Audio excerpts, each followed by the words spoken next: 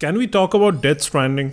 Well, not exactly Death Stranding, but something revolving around Death Stranding. ऐसा है कि over the past few days, I've been going through various reviews of Death Stranding. And there has been few disturbing trends that I have been seeing, and I really wanted to talk about them because I feel they are very important.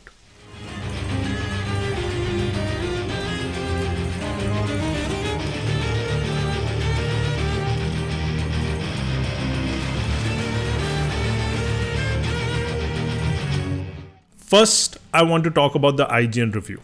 उसके बाद, I also want to talk about sensationalism and general reactions by our Indian gaming community and why I feel in the long run it's going to have adverse effects on the Indian gaming community. And then I also want to talk about fanboyism and its effect on the review culture. So 3 topics. I'll keep it short. Well, I'll try to keep it short. I know it's a whole lot, but it's vital that we talk about these topics. To give you guys a little context, about 2 days ago, IGN put out a review for Death Stranding, which has seen massive backlash. And I don't get it because it is in fact a well-produced review. Unlike IGN's other reviews, which are shallow 3 to 5 minutes review, this is a 10 minutes long review. And it beautifully illustrates and elaborates on the game's shortcomings and also its strengths. In my personal opinion, it's an objective review which is well produced and does not seem to have any personal bias behind it. The reviewer points out the slow-paced nature of the game and tells us why the first few hours of the game feels insultingly slow. He also talks about the inventory management and how aggravating it can be. But Death Stranding turns what's usually a fairly effortless task into a grueling exercise in frustration thanks to what is possibly the most aggravatingly literal inventory system ever conceived in a video game. He also states that there are moments in the game where the story progress halts and the combat feels easy and it just does not feel rewarding. Yet even when you do manage to scramble and take down one of these nightmarish beasts, your victory is often insultingly hollow.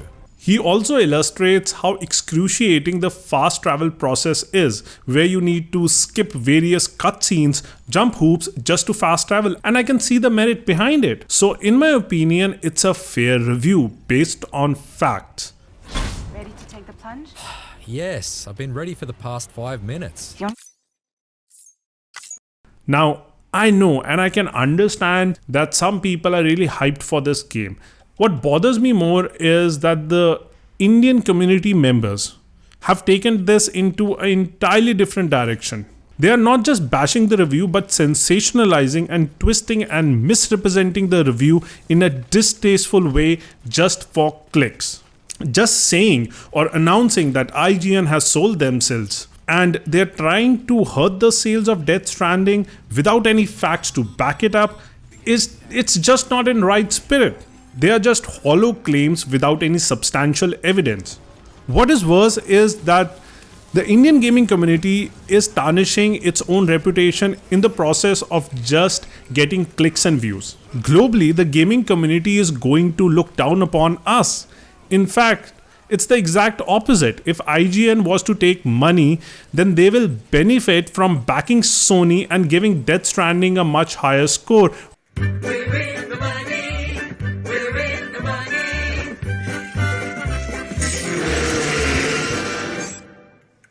You heard the monkey, make the trade.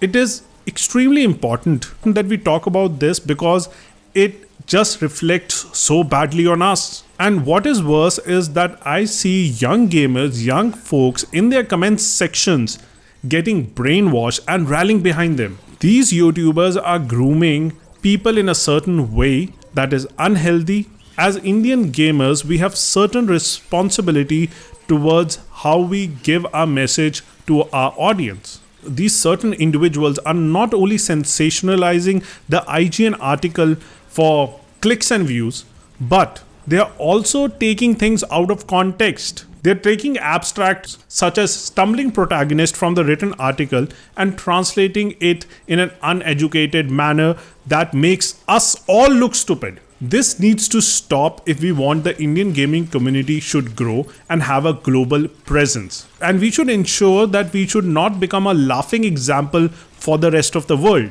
Laughing exercise for the heart and mind. What you can do, just laugh. Very easy. Don't feel shy.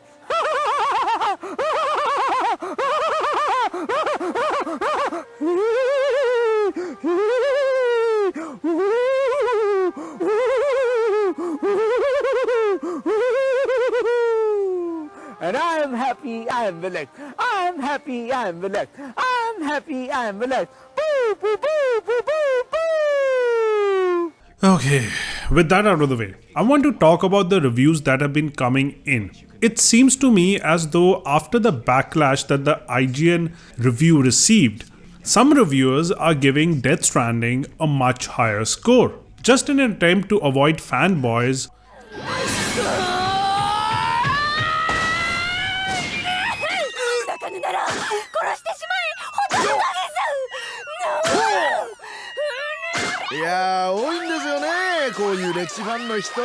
So they are afraid that these people, these fanboys, can just come after them, and they're trying to avoid it because the wording of these Metacritic reviews from professional critics does not reflect in the scores. I would like to go through few of them just to give you an example. Now, PlayStation Lifestyle says that you will be bored at times and downright frustrated, but then gives the game a score of 95. Multiplayer gives it a 92, but tells us you have to accept its slow and repetitive gameplay to appreciate the plot and the marvelous setting. Now, when you give a game a 92, then a game should not feel repetitive. Game Over says that it over relies on just one quest type. Now, if in case there's over-reliance on just one quest type, then how can you give a game a 90? Cog Connected says the mid-game would have been more compelling if the story beats popped up more frequently, but gives the game a 93 score.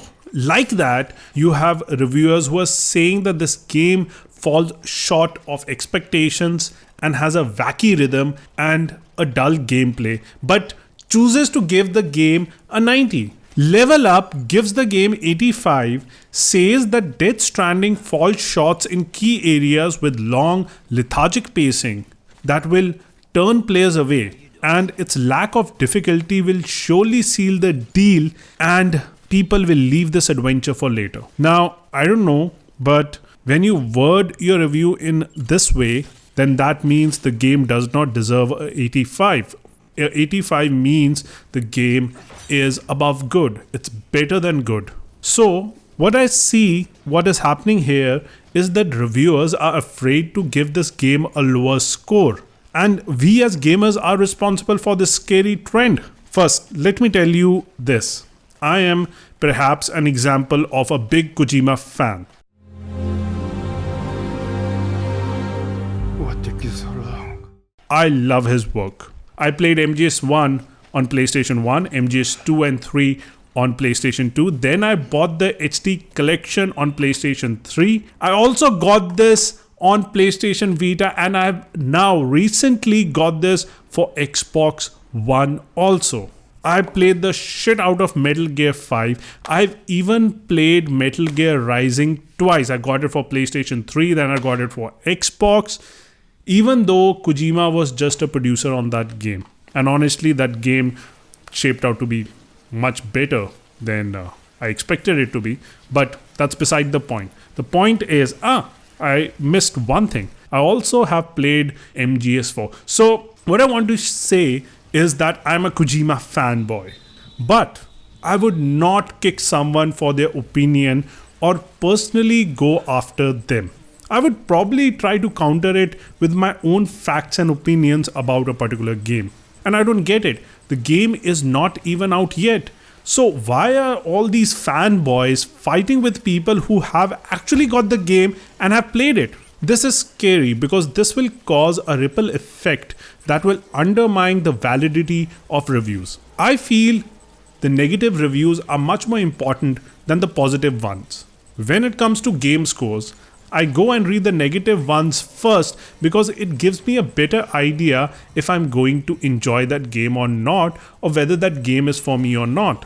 If there were more negative reviews for, say, RDR2, Red Dead Redemption 2, and people would have said that the combat is clunky, or they would have stated that the open world feels tedious, or that the game is a slow burn, then I would have saved on the purchase that I still highly regret. So if there are less and less of these negative reviews, then we will be making wrong purchases. Because every voice matters. If reviewers are not allowed to share their opinions openly without facing backlash, then it will dissolve the concept of reviews. A wide variety of different opinions is good. A comprehensive view is good. For example, Dark Souls, no doubt, might be an excellent game. The reviewers are giving it a high score, but they also state that it's extremely difficult, and that's the point that keeps me away from Dark Souls. So we need more opinions because it gives us perspective. You start to understand what you like and dislike, and whether a particular game aligns with what you like or not. Now, not every game is meant for everyone. So fanboying over a game and attaching our identity to a game will just sting our self-worth. Because if someone does not like what we like, it's like an insult to our self-worth. But it is okay if someone's not hyped for a game that you're hyped for. Why do we have this need to attach our identity to a game to feel the need to be validated by high review scores? Think about it. Does it really matter if a game gets a lower score? How does it matter to you? Why do you need to be validated? You need to be self-validated. If you're enjoying something, why does other people's opinion matter? So if you're hyped for Death Stranding, you have pre-ordered it, you want to play it. Why should someone's opinion or a dumb score affect your inclination to play that game? You've been waiting for Death Stranding. You have been looking forward to it. Just go ahead, play it, enjoy it, and form your own opinion about it. This was CanKicks. You were watching Mixed Up. Peace out. Please do subscribe to us. Use the comment section below to give your thoughts and opinions. And don't forget to like this video.